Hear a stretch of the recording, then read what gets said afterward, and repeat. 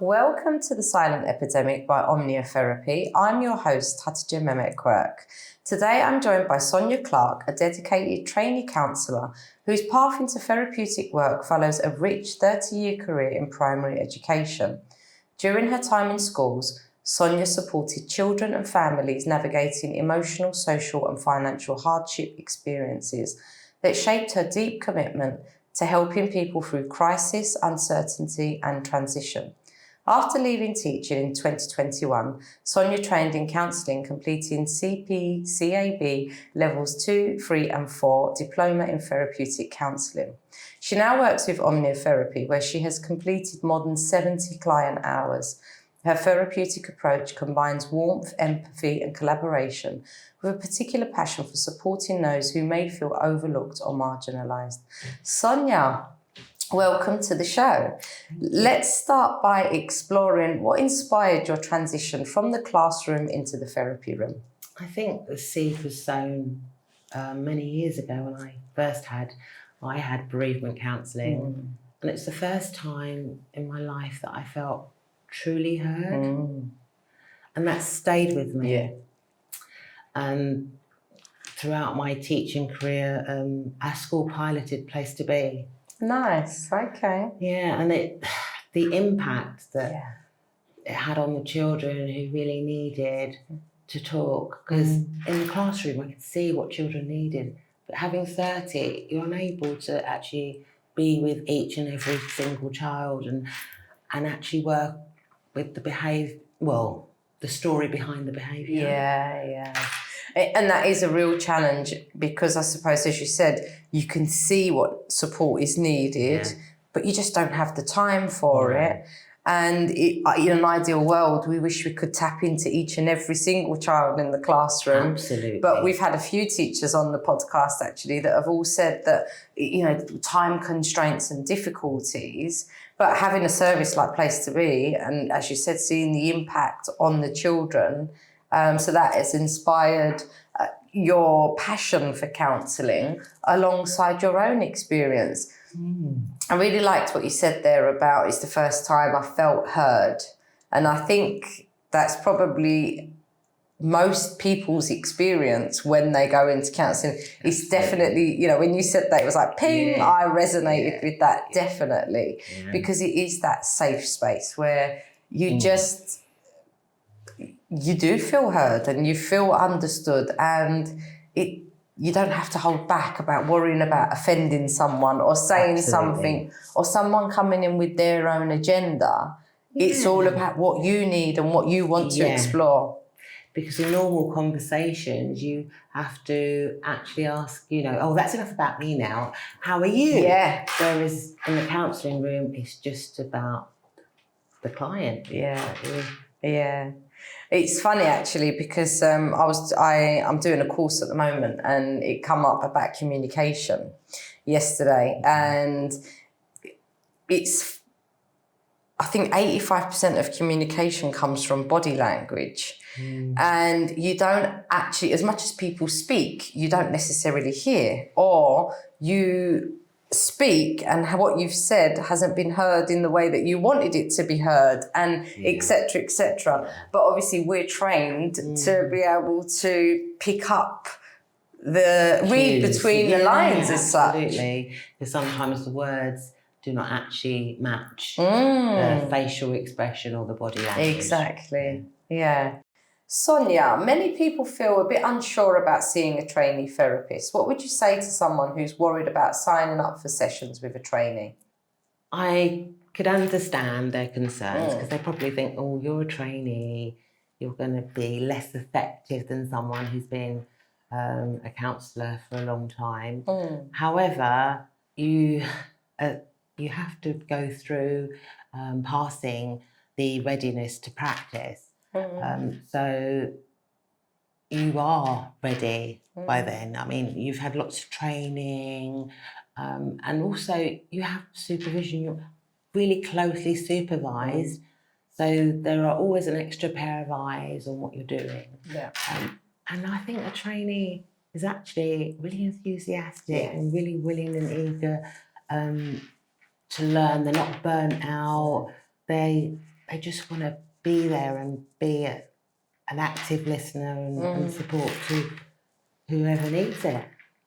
Definitely. I always say, like, as you said, you've got the freshness of the person, so there is that keenness and that eagerness to get going, but also not discrediting the value of being able to go back into the classroom, and obviously protecting client confidentiality, but just exploring your approach and what's coming up for you helps, because you get different perspectives on how you're doing it and what you're doing. Absolutely. Which can keep you and the client safe. Yes. But, you know, you pointed out quite rightly, those active listening skills are so important, and the training is done so that that is drummed into us, and we wouldn't get that fitness to practice if we weren't ready and didn't have those skills in place. And I always say to people, think about it with a doctor. You know, a junior doctor goes out, well, they've got to see patients for the first time. You know, they go from a textbook straight to a human being, so it's no different. Absolutely, and even in teaching, you have to have practice teachers and people to give up their classroom for you to actually learn to be a class teacher. So So there is that, people do have to be given that opportunity to put into practice what they've learned. Absolutely, but I must say that whenever I meet my clients, I always say, how do you feel about being with the trainer? And it gives them an opportunity to say, well, actually, I don't mind, or, you know, and if there are any things that come up, I can actually share with them the supervision, the willingness and eagerness to actually be there. And I must be honest, no one's ever complained. They've always said, oh, I'm quite happy with that. That's all right. So. Good. So you're really inviting your clients there to share with you their views and opinions on their experience, and almost inviting them to let you know what their concerns might be, or what tweaks might need to be made, or how you can fit in with their needs and requirements. Absolutely, because it's a therapeutic relationship, and I want it to be relational and not just something that's done. We're doing it together, we're working through this together. Yeah, it is a collaboration, that therapeutic alliance. So how do you help your clients feel safe, supported and confident when working with you as a trainee therapist? Well, to begin with, I would actually, as a client comes in, I would talk to them about, I'd ask them about their previous experiences, whether they have had counselling before, and their expectations for counselling. And then I'd talk them through how it is, or how my practice looks, and see how they feel about that. Make them feel safe by actually just creating a safe space where they can talk, where they don't have to filter what they're saying. They can just say it freely in a place where they're not going to be judged, and that it's just a safe space for them to just offload whatever it is that they need to.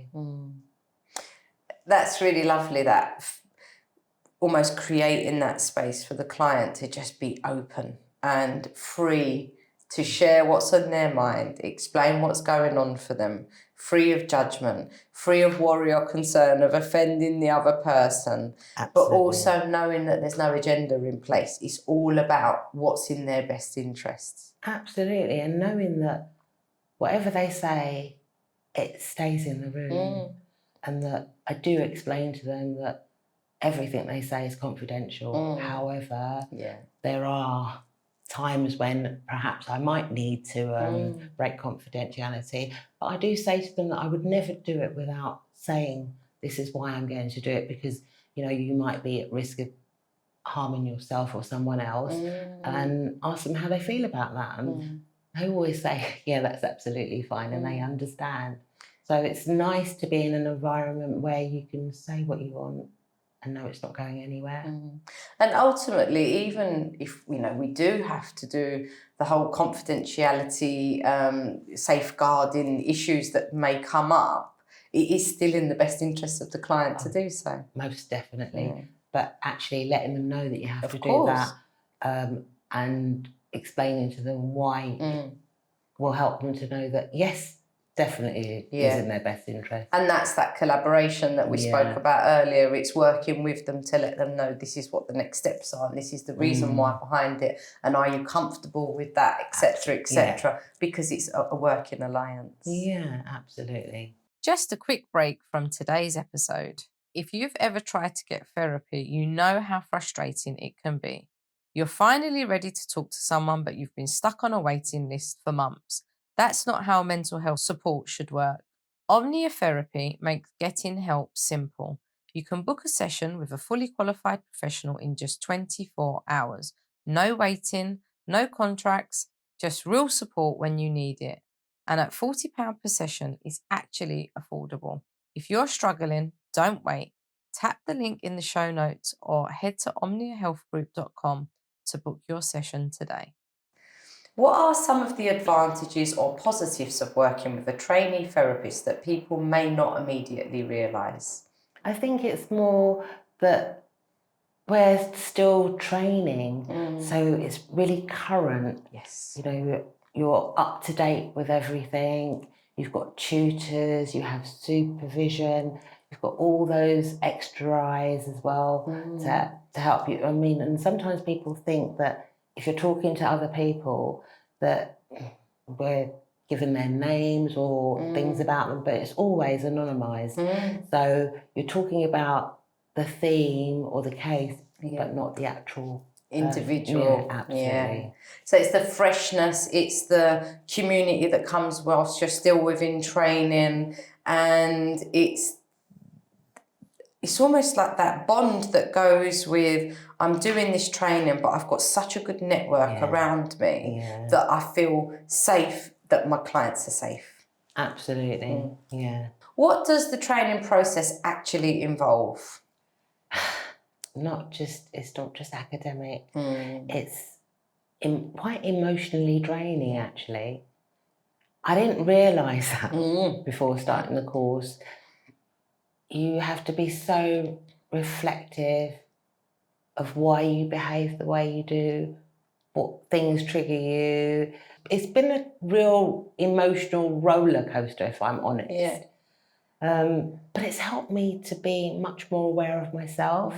I know myself so much better than I ever did. As a teacher, I had to be reflective in my practice of, you know, my lessons and things and how the day went and what could I do to improve it. But on this training, it's journey, it's been like, wow, it's been really enlightening. The growth that comes, I think, from the counselling training, I think is something that you can only ever understand once you've been through it. And I was fortunate enough that I was warned that before I started my training, that it's the kind of course that breaks you down and builds you back up again, because you've got to go so deep to understand yourself. Yeah. Because having that understanding of yourself is ultimately a part of your practice and brings that self-awareness, but also gives you that potential understanding of how you might deal with certain presenting issues, etc., etc. But the growth that comes from it is, there's no essay that can ever highlight that growth, is there? Not at all, and you're absolutely right. It does break you down, but you come back stronger. Definitely. What standards or requirements do trainee therapists need to meet before seeing clients? Wow. Usually by the time you are meeting clients, you're probably doing your level 4. And there's over 100 criteria that you have to meet. Yeah. So you usually probably have got to about 50 criteria and passed your readiness to practice. Nice. And by that point, I think you've done a lot of the delving into yourself, haven't you? Definitely. Yeah, and because that first year of the diploma really is, as much as it's learning the theory, it's that exploration of self and your identity and your own values and working on building yourself up and gaining that growth that's required to be ready to see clients. Absolutely, and where you have triads and dyads, you're practicing all the time with your peers and still learning, because you have to bring real things. Yeah. It's not like you're making up things, and sometimes there's things that you thought you dealt with and you realise that actually I haven't, and yeah, really is enlightening. It is enlightening, and as you say, it's that growth that comes from being that self-reflective and that self-aware. It's a process. Yeah, Yeah. it certainly is. For listeners who might not be familiar with therapy training, could you explain how your academic work and supervised client work go hand in hand? You learn the theory, and so the theory put into practice when you see the client, and then from that you actually talk to your supervisor about what skills you've used or what skills you could use, and it just develops and it makes the theory become real. Yeah, nice. And that's it, it just comes alive, doesn't it? Yeah, lovely. What are the biggest misconceptions of working with a trainee therapist? I think that would be that actually that they're not going to be as effective as somebody who's been a therapist for a long time. I think that probably would be the biggest thing. I think that if I were not in the position that I'm in and I was going to go to a trainee therapist, probably that would be what I'd think about. But that's not true. No. Because training is quite vigorous and trainees are closely supervised, as I've said before. What drew you personally to this field? Was there a moment when you realised therapy was the direction you wanted to pursue? I think I said earlier, a seed was sown many years ago. And then many years later with Place to Be. And then I was approaching retirement. I thought, I'm quite young to just retire and do nothing. And I thought about that feeling that I had when I was first truly heard, and I wanted to give something back. Nice. And that's when I decided, I think I'm going to train to be a counsellor. No. So because of the positive experience that you had, because of that feeling of being heard truly for the first time, it left you with that sense almost in your gut that you wanted to give that back and share that with other people. Yeah, because I've held on to that feeling, or I held on to that feeling, and it's lovely to give something back. Yeah, definitely. What do you hope your clients experience when they sit down with you for the first time? I hope that they experience empathy, understanding, that they're in an environment that they feel safe and that they want to share with me because I've created that environment. And it's a funny one, isn't it? And I always do warn clients of this in my first sessions, or for first few even. It takes time. Yeah, you're not just going to come in and want to pour your heart out to me because ultimately I'm a stranger and we've just met. And this process, exactly, and this process will take some time, and we will get to know each other to a certain extent over the course of working together. But it's all about their pace and when they're ready, and but ultimately, is there time and space to explore what they want to explore? Absolutely, yeah, and that's what I hope that in the room with me is what my clients experience. Nice. Just a quick break from today's episode. Let's talk about something that doesn't get enough attention: mental health at work. If you run a business, you've probably seen it: stress, burnout, employees who aren't performing at their best because they're struggling. The problem? Most companies don't know how to address mental health in a way that actually helps their team. That's where Omnia Corporate Training comes in. We provide CPD certified mental health training that's practical, flexible, and designed to fit into any workplace. If you want to invest in your team's well-being, and let's be real, happy employees perform better, tap the link in the show notes or visit omniahealthgroup.com to learn more. You have a rich background in education. How has your experience as a teacher prepared you for working therapeutically with people?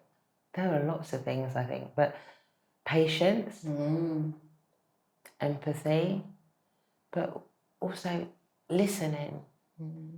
Because what I found, I mean, I worked in quite a challenging school, and that before children could even learn, they needed to feel emotionally safe. And so I think those are the things that I bring into the room with me. Because unfortunately, dare I say it, that's not something that everyone experiences naturally, is it? That emotional safety. Yeah, that's very true then. And I dare say you saw that a lot in the schools.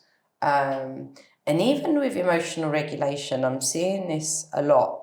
There's a lot more awareness around emotional regulation these days, I think. Yeah. But not when I was growing up. No. You were almost taught to ignore your feelings. It was just pull your socks up and get on with it, you know? Yeah, and that's where things and times have really changed, because we all talk about mental health, but, you know, we all have mental health and physical health. It's whether you have good mental health. And actually being able to talk about how you feel is a good thing, especially after COVID in school. We had many feeling words so that children knew how to articulate what they were feeling, because sometimes people haven't got the language to actually say what they feel. And I feel it's because there is a sense that because past generations didn't really have that language, they didn't really have that space, that then we have got the awareness that we have now. And as you say, it's becoming more common to teach children to express that, their feelings, and giving them the right language. But there is that still, how do they do that? Where is the space for them to do that? Because we've got the awareness, but as you say, sometimes with schools, they're overrun, they're rigid, you know, the timetables are strict, the curriculum is strict. So it's almost like there is that gap that needs to be filled with allowing children and people, you know, adults included, that space to explore them feelings and feel comfortable to do so. Yeah, I do think that there needs to be a lesson on that as well. Yeah, and I do feel like with my clients, when I work with them, I do feel like that is part of the psychoeducation process that comes with therapy, that those feelings are okay to feel. Yeah. You don't have to ignore them. No. And I think that if you do ignore them, that's when you have poor mental health.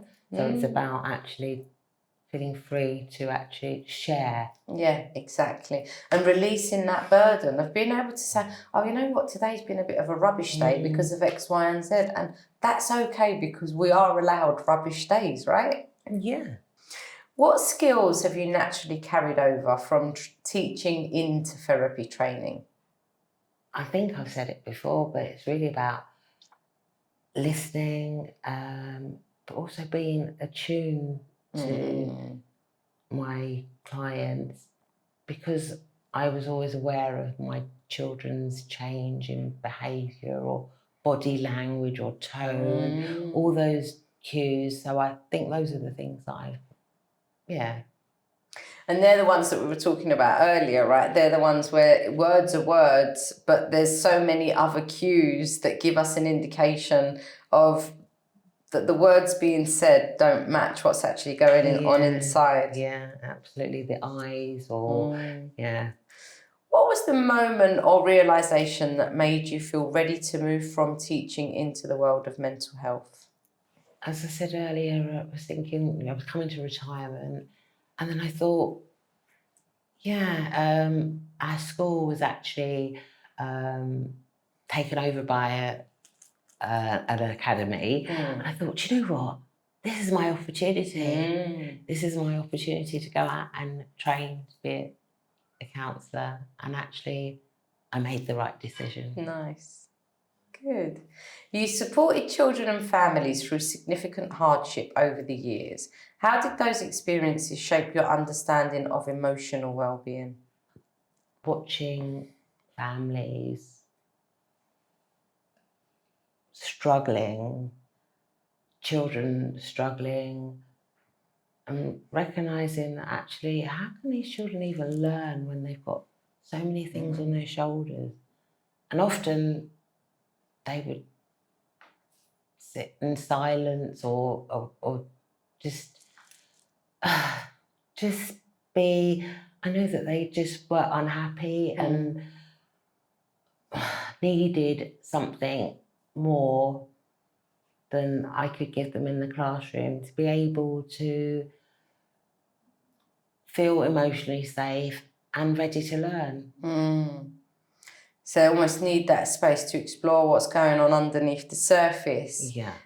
To get an understanding on that, to understand the impact of that on them and what they're dealing with. Because if they don't deal with that, then they can't focus in the classroom because they've got so much of that burden that's weighing them down. I'm going to throw this one in there without it sounding too much like a sales pitch, but obviously hardship can come in the form of financial difficulty as well. And, you know, we know that that can have a significant impact on people's mental health.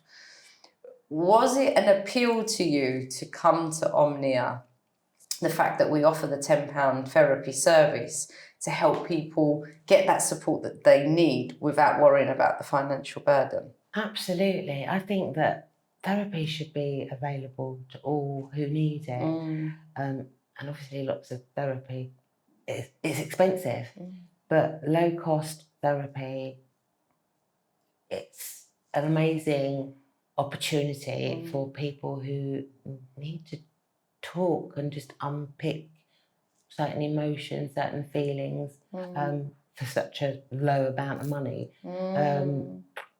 Makes perfect sense. And I feel like really by doing this, we can help, like having this conversation, we can help put people's minds at rest that it isn't a scam and it isn't a scheme and there's no catch to it. It literally is just offering a service to help people. Yeah, absolutely. And your trainee counsellors just want to be there to support, to listen, to help clients explore whatever it is that they need to. And that they are competent and they are, you know, they are safe to work with. And ethically, it's okay to work with a trainee because everyone's got to start somewhere. Exactly. Teachers often wear many hats: mentor, mediator, listener, guide. Which of those skills have carried over most naturally into your therapeutic work? I think all of them, really, to be quite honest with you. As a teacher, I think I was quite a nurturing teacher, so I was always given a class that needed that little bit extra. Obviously, in the counselling room, it's not nurturing in the same way, but it's being there and your whole being, not just what you say, your whole body language enables your client to feel this person is a nurturing person, or they just want to listen and be there for me. And has got my best interests at heart. Absolutely. Were there particular challenges, student experiences, or systemic pressures that sparked your interest in becoming a therapist? To be quite honest with you, I just wanted to give back, support, and be there for whatever situation arises. Although I do have a real passion for those who experience bereavement, even though, you know, it's something that everyone at some point in their life will have to go through, but it is probably that.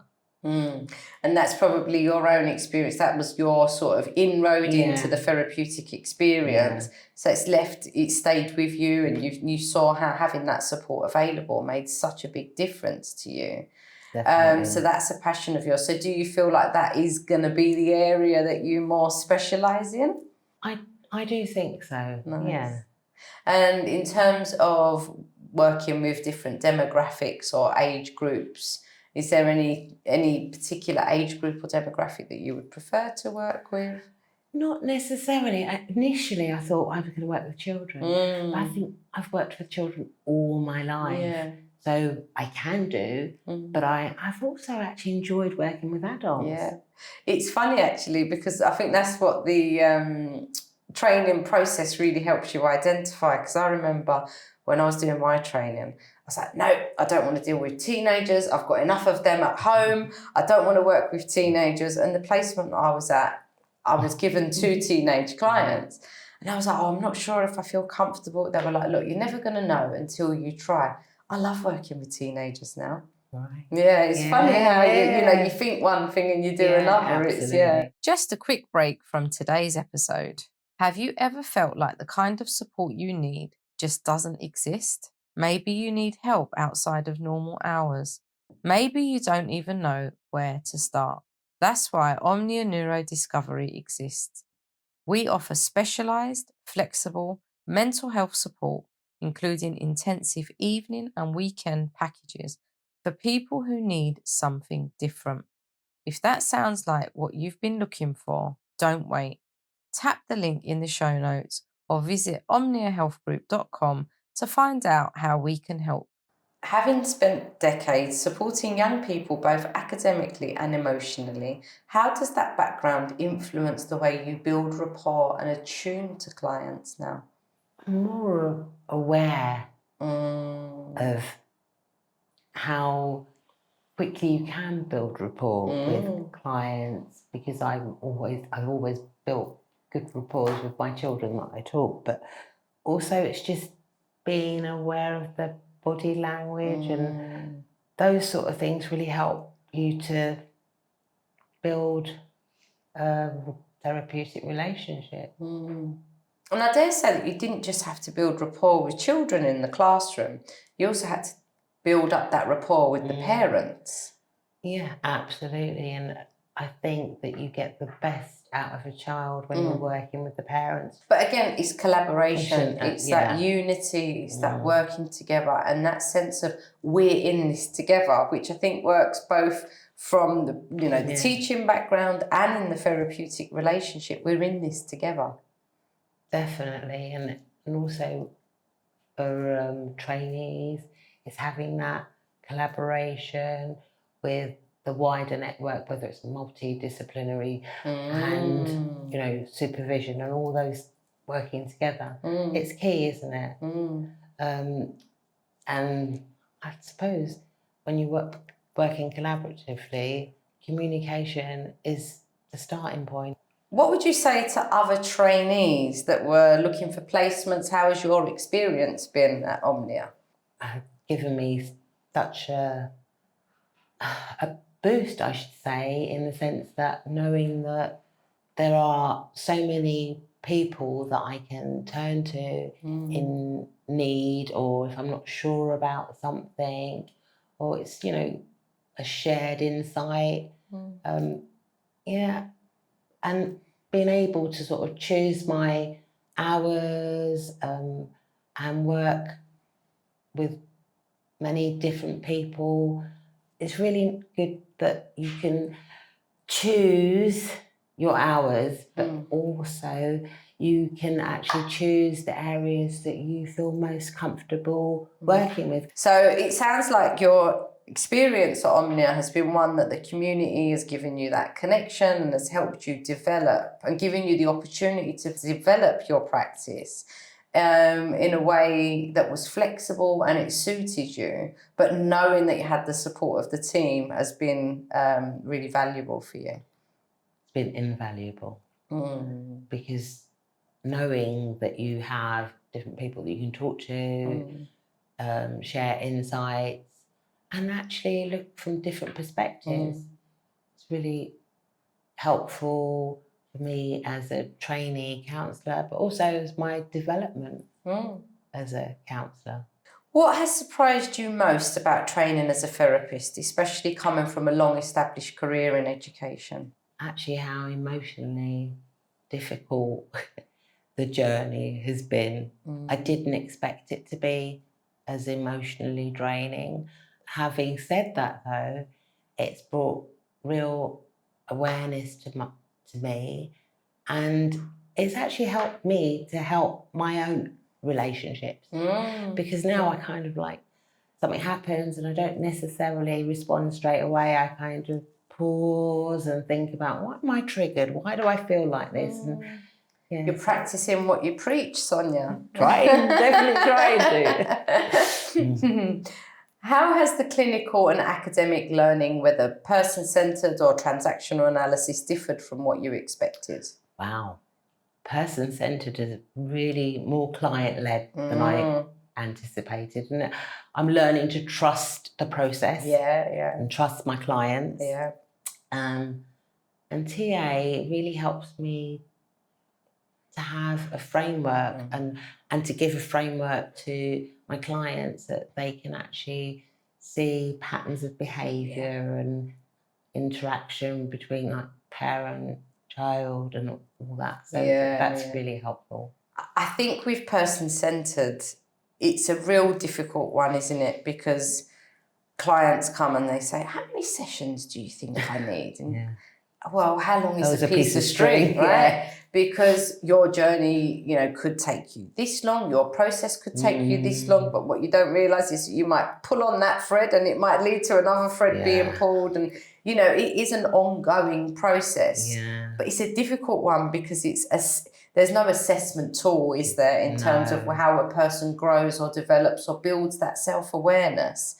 But it is, I think, until you've experienced it and until you've been in it, that whole trusting the process is so important, because once you experience it, you realise the value of it, and it's life-changing. It is, but sometimes even someone presenting with one thing at the beginning and they think that that's what they want, and then you dig a little bit deeper and it's something totally different. But yes, it is definitely trusting the process. Nice.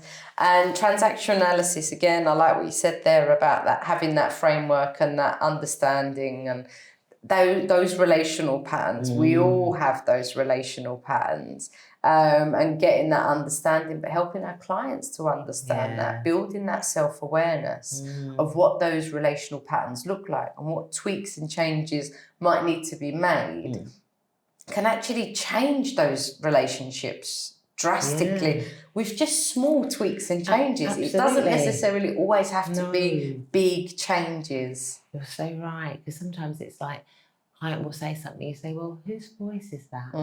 Is that yours? Is that the parent voice? Is that... And they think, wow, you know, it is. It can be just very small things. Nice. So many people consider transitioning into mental health work later in life. What would you say to someone who's contemplating that shift but feels unsure? Oh, it's never too late to change, to do something really meaningful. Go for it. Trust your instincts, because more than likely you're being pulled in that direction, and your lived experiences be actually helpful. And I always say to people, don't look at, it's going to take 4 years or 5 years, which when you say that in the beginning, it feels so daunting. It goes so quickly, doesn't it? You literally blink of an eye and it's like, oh my God, I've been doing this for X amount of years now. That's so true. It does. But I like what you said there. That pull is there for a reason. Listen to that gut instinct. Use your life experiences to shape your practice, because it all means something. Definitely. Nice. Sonia, thank you for sharing your journey from decades of dedicating teaching to your evolving path as a therapist. Your experience illustrates how compassion, presence, and human understanding can translate powerfully across professions, especially in the service of mental and emotional well-being. Before we close, is there a final message you'd like to share with listeners, whether for those considering a career change or young people navigating their own challenges? I want to say, if you're thinking about training to be a counsellor, it is one of the best things you could do. You actually learn a lot about yourself, and actually can even improve relationships that you already have. Go for it. To our audience, thank you for joining us on the Silent Epidemic. If Sonia's story resonated with you, please like, share and subscribe. Join us next time as we continue exploring the conversations that shape mental health, recovery, and resilience.